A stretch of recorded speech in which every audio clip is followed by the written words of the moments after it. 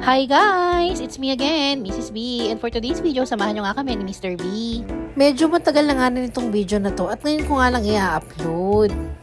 So, dito kami ngayon kakain sa Goldilocks. Yan. Siyempre, habang umorder si Mr. B, si Miss B upo na, mala Disney Princess. Diba? Hayaan mo siya umorder. At tayo ay upo na sa ating upuan.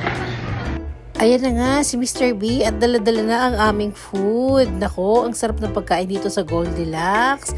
Aminin nyo, sino nagkikrave dyan sa puto't dinuguan? Ang in-order ko pala dyan is rellenong bangus na may kasamang pansit. Ayan, may kanin din.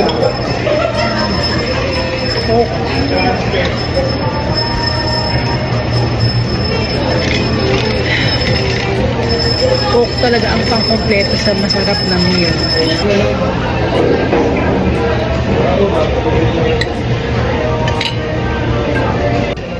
And for dessert,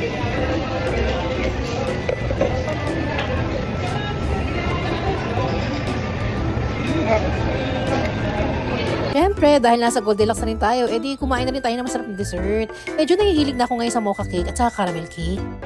So guys, dumaan kami dito sa Giordano.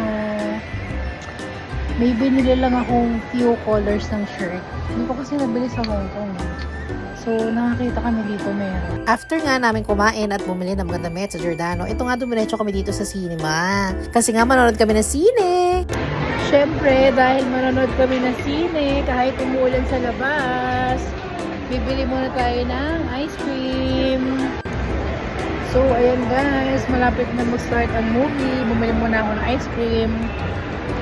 At si Mr. B kinukuha ng ating popcorn and drinks. So habang nag-iintay kami ni Mr. B sa sine at kinukuha niya ang drinks at popcorn, ayan, naisingit ko nga mag-TikTok na naman.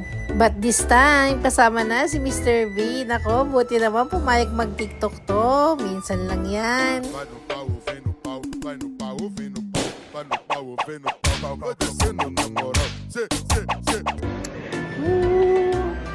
I'm so scared. The Predator.